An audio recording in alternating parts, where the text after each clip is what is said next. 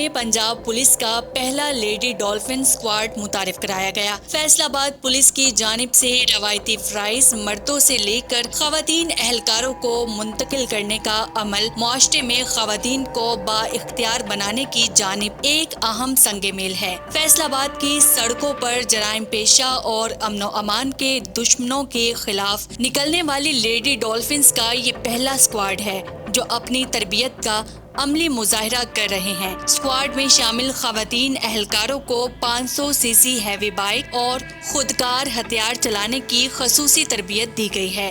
پنجاب میں پہلی بار لیڈی ڈولفنز کی ٹیم تشکیل دی گئی جو کہ مردوں کے شانہ بشانہ ڈیوٹی کرتی نظر آئیں گی۔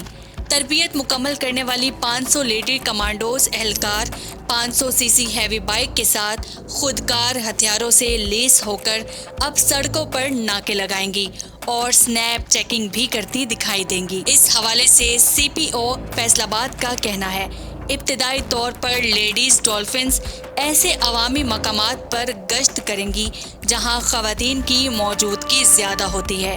مثلاً ڈولفن پولیس کو خواتین کی یونیورسٹیز اور بازاروں میں ڈیوٹی کے لیے بھیجا جائے گا تاکہ وہاں کی خواتین بھی لیڈیز اسکواڈ سے بآسانی بات کر سکیں۔